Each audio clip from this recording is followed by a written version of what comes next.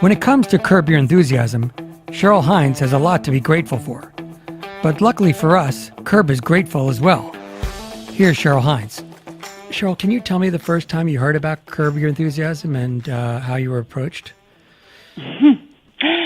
Well, the first I heard about Curb, it was actually just being called a Larry David special on HBO. So it started out as a 1-hour special, and the idea was Larry returning to stand-up comedy, and they wanted to do sort of a mockumentary of his return to stand-up, and then at the end of the special, we see that he ends up not doing it.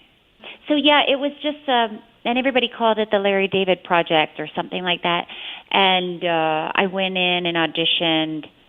I didn't know what I was auditioning for because it was all very vague. And I met Larry, and I really sparked with him. We had a fun time together. It was very relaxed and fun. And then they called me about 4 hours later and told me I got the part. Was Bob in the room? Oh, yes. Bob Whitey was in the room, yes. And Jeff Garlin, I think, was also there. And, yeah, they called me later and said I got it, which doesn't really happen in this profession. Usually it's a lot of hoops to jump through and people to approve, somebody and networks, and so it's usually a bigger, longer process. But like I said, it was just a 1-hour special, so I was very excited to get the job. I didn't think it would change my life, but I was very excited to get the job. I'm sorry to interrupt. I understand that you and Larry kind of, I mean, it was what you were trained for, but it was more extemporaneous. It wasn't like you were reading sides. There were no sides.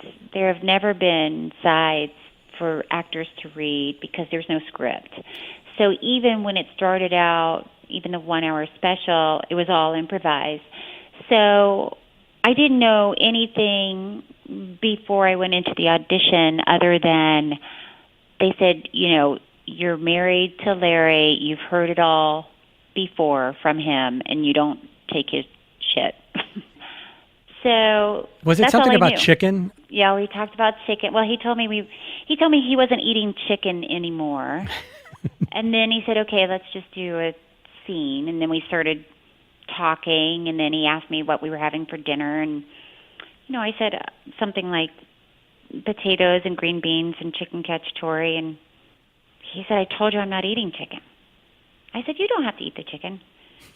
And he said, well, why would we have chicken? I said, because everybody else still eats chicken. You don't have to eat it. You just eat more of the other stuff. So that was basically my audition. Well, can I ask you a question about that? Yeah. Because there's obviously so many different ways to process something like that. That's pretty spunky.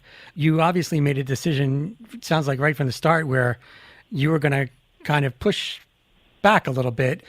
Could you tell me how you came to that decision about her character? Well, because he had told me that she's heard it all from him before, and she doesn't put up with his shit, I knew that I needed to assume a relationship with him, and it needed to be somebody who stands up to him. And, I think it's just funnier if you serve hilarious. chicken to someone who just said they're not eating chicken. So, because if you said we're having steak, it seems like the scene would be over. Right. So just as an improviser, you're listening for clues, and you're looking for clues when someone gives you the setup of a scene. So if somebody mentions chicken, you have to use chicken. If somebody said you're a policeman, you have to be a policeman. That has to be in there somewhere. Otherwise, they wouldn't have said it. It also seems like there's a careful balancing act, though, because it's not like you're friends or it's a brother. Because you're married, I mean, I've thought this about your character throughout the entire series. Somehow you're able to manage to kind of like push back, be your own person, and don't take any of his shit. But at the same time, we as the audience have to understand that you love this guy and you're married to him. I mean, it's not like he's your brother and you're stuck with him. Right. So did you process that as well? Yes. I mean, personally, I find Larry very funny. And so I wanted to let that part of my character be Cheryl David, because I think Cheryl David appreciates how smart Larry is and does find him funny sometimes, not always. But so I wanted her relationship with him to be genuine and, let people know why she appreciates him, that it's not just they were stuck in this marriage together. Especially they don't even have kids, so they don't have to be stuck together. But she does love him and she does appreciate him. So I wanted that to be part of Cheryl David's character. I think for your character, one of the best balancing acts for a marriage on television, because, you don't take his shit and he does throw a lot of stuff your way. And yet at the same time, you have to know that you're still loving him. When you were doing the mockumentary and with the first 1 hour special and Bob was directing, you were with Larry, I mean, were there days when you just were grateful for your background and the groundlings? Is there any way that you could have done something like that if you hadn't had that expertise? No, there's no way I could have done Career Enthusiasm without a background in improv, because Larry writes a story outline for the episodes, but even the first 3 seasons, he never even showed me the story outlines. So I never knew what the show was about or what was going to happen next. And still, I don't know what they shoot in other scenes until I watch the show. Or, in my scenes with Larry, whatever Larry tells me. So I don't know what the rest of the show is about. But the thing that they teach you in improv is to be comfortable in the space of not knowing what's going to happen and not controlling where the scene is going to go. So I spent years doing improv and just being comfortable with the unknown, basically. And what you learn as an improviser is if you listen to what your scene partner is saying, you'll have all the answers. So as long as you're listening, there's never going to be an issue. So for me, I was comfortable in that space. But I do know a lot of actors who have a hard time with it because it kind of goes against what you learn as an actor in a lot of classes. They teach you that everything's in the script, that all of your answers are in the script, because you know what other characters say about you. You know even the punctuation in your sentences. So it's all there in the script. Not to mention the idea of just wanting to feel grounded and in control. I mean, Right. I've been around actors and actresses who, even with the script in front of them, they still need 10 different questions answered before they can even do it. What am I supposed to be thinking? What do you think? What is you've really let go of that. You're comfortable being suspended like that. Well, yes, you have to let go of it. But what you can do as an actor is think about who your character is and your character's attitude and your character's perspective, because that's really important, as you do an improvised show. If you don't have a good idea of who your character is, then it would be very difficult. Parachute sheets are the softest and most comfortable sheets you'll ever own. And why is that? Well, simply put, it's because they're made from the very best fabrics. Parachute sheets have a clean, minimalistic style that come in neutral colors, so they work perfect in any bedroom. And the best part of Parachute is that their sheets get softer with time. Plus, if you're a person who wants to make an impact on the world, and frankly, who doesn't, then Parachute is the company for you. They've partnered with the United Nations Foundation to donate malaria prevention bed nets, and they've already donated 16,000 so far. Here's another great part of the story. Parachute offers a 60-night trial, so if you don't love your sheets, you just send them back, no questions asked. Now, if you're wondering how that makes a positive impact on the world, well, all returns are donated to Habitat for Humanity, and that's a great cause. So don't wait. Visit parachutehome.com/origins for free shipping and returns. Again, that's parachutehome.com/origins for free shipping and returns. It doesn't get any easier. It's time to get better sleep with Parachute. Were there moments particularly early on, where you were thinking to yourself, I might say this, but you know what? Cheryl David wouldn't say that. So I have to, you kind of like focusing on this creature that you've created and being consistent about her. Well, when you're improvising, you don't really have the luxury to critique as you go, because you only have the moment that's being created. So you don't even have a chance to say, well, Cheryl Hines wouldn't say this, but Cheryl David would say this. You don't have that time, so you have to, before the scene starts or before you go into work, you have to, take a moment and think about Cheryl David and who Larry is to her, and then so everything you do that day comes from that point of view. How much of Cheryl Hines did you let bleed into Cheryl David? Well, like I said, I mean, definitely the parts where Cheryl David appreciates Larry, because I love hanging out with Larry, and he really makes me laugh. So definitely those parts. I mean, I'm different from Cheryl David, because in real life I don't really sweat some of the issues that come up on Curb. If we went to, I think it's season 1, there was an episode called Porno Gill. Yeah. And Bob Odenkirk was he made porn movies, and we went to his house and he was telling porn stories at the dinner table. Right. And my character was not entertained. But, in real life I would find that really entertaining.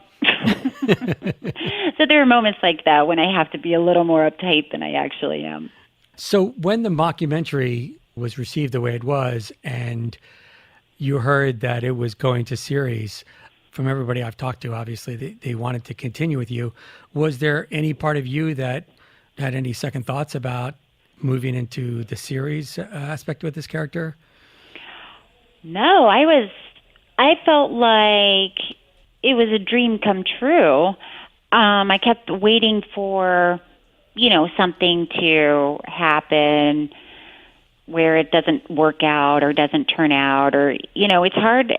I think one of the most challenging things about being an actor is you don't have control over projects or situations. And I see a lot of my friends and peers who are replaced on a project, or, things just don't work out and they go a different way, and it happens all the time. So you kind of always have to brace yourself for that as an actor. So I felt like, it'll be a small miracle if this actually happens.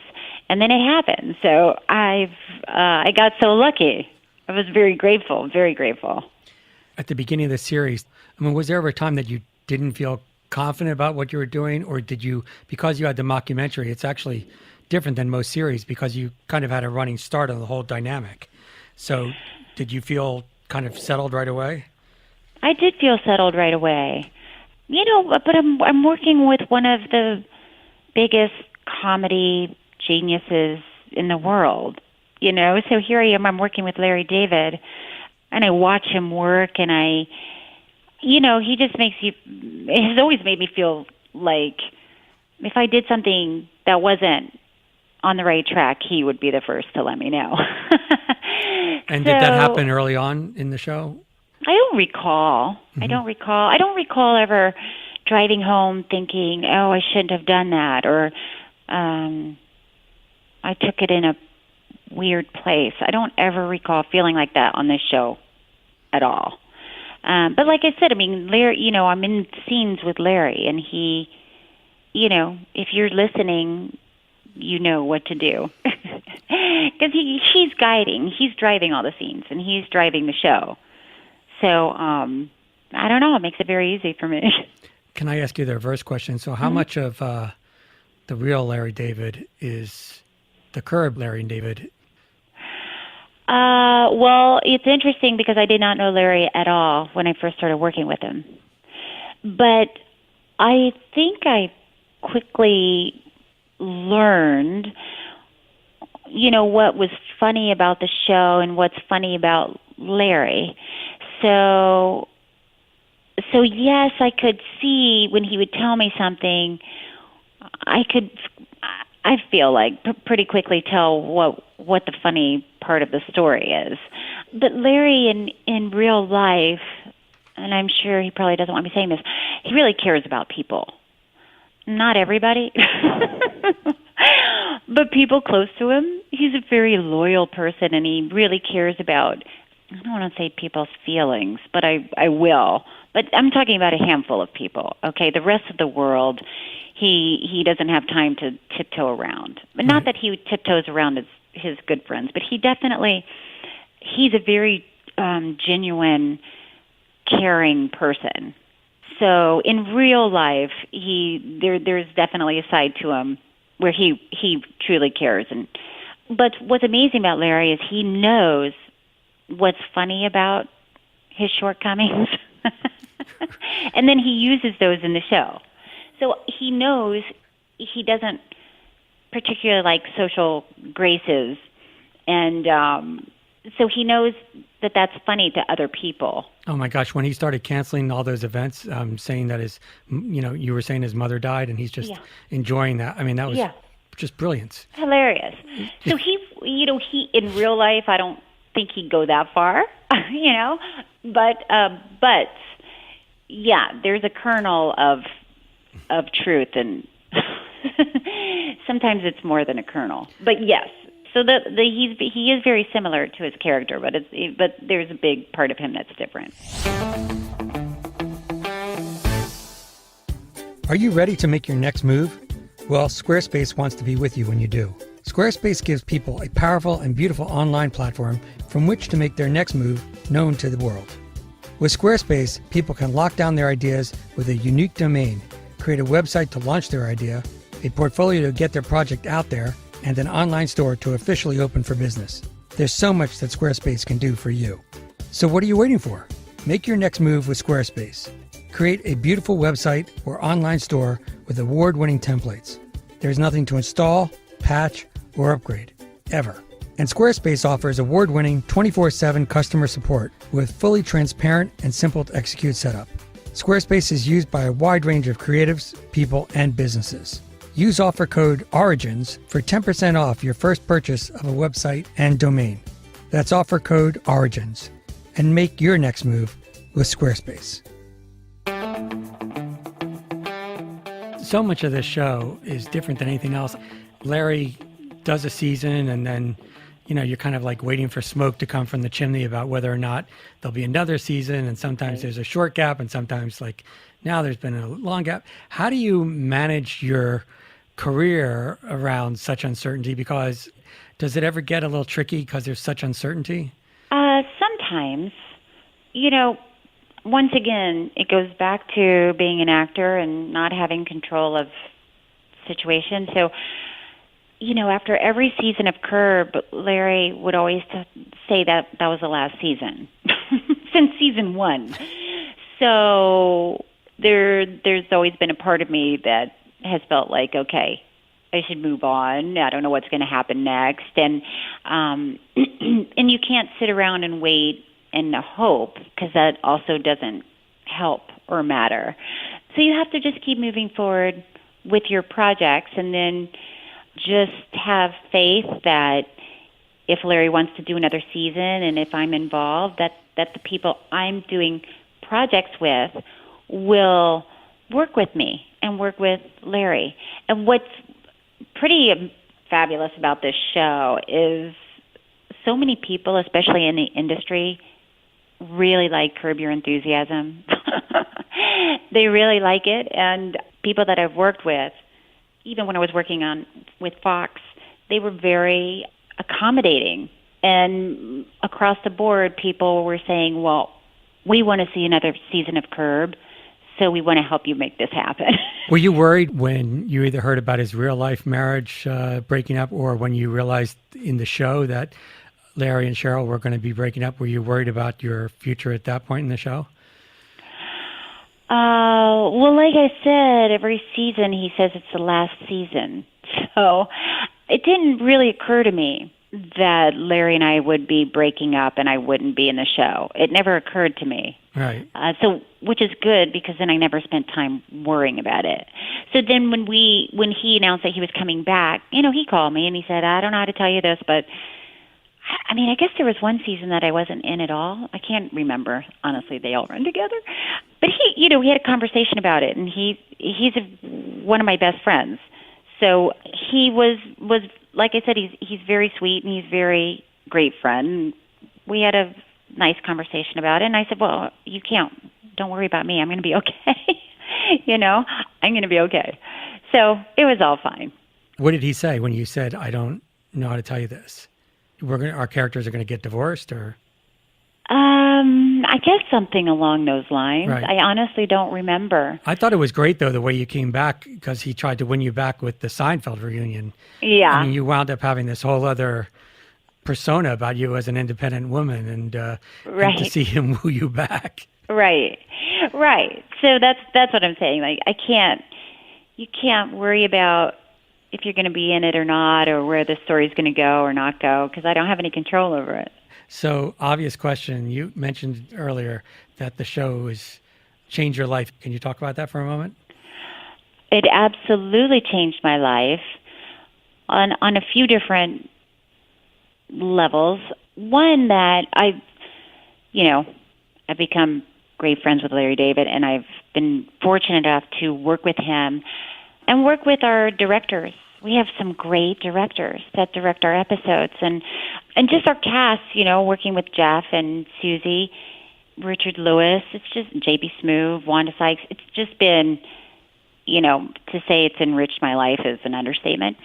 But it's been, like I said, a dream come true. I've met and worked with some of the best people in comedy. And then professionally, it definitely changed my life because, when the show came out, it was more of an insider, more of an inside. It seemed like the industry was interested in it and excited about it. So I remember going to some place and Ron Howard turned around and said he loved the show and was talking to me. And I was like, are you talking to me? That's so weird and amazing, and thank you. So I had moments like that where, that's what you can't even imagine as an actor who's, going on commercial auditions. You can't imagine that one day Steven Spielberg will tell you that he enjoys your work. It's like, really?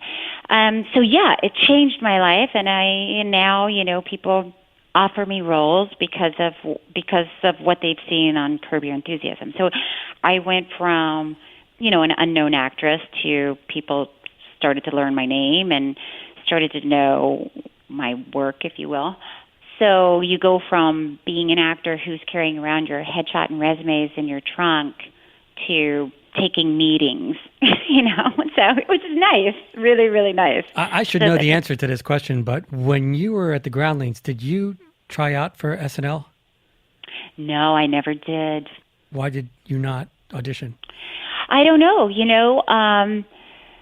I couldn't tell you. I desperately wanted to audition for SNL, and I had a lot of good friends that auditioned and then were cast on SNL. I auditioned for Mad TV several times that shot here, and at one point it looked like that was going to happen, and then it didn't happen, and then shortly after that I got Curb Your Enthusiasm. So I wasn't in the main company I was still in the Sunday company of the Groundlings when I got Curb Your Enthusiasm. I wasn't in the main company for that long. You're in season 9. I am, yes. Did you enjoy it? Oh, my God. I had a blast. The best job ever. All right. Yeah. Well, thank you so much. Okay, thank you. Thanks for listening. I hope you enjoyed this Origins original. Please be sure to subscribe to Origins for new chapters every month, along with other Origins originals and Origins conversations. Thanks so much. For Origins, I'm Jim Miller.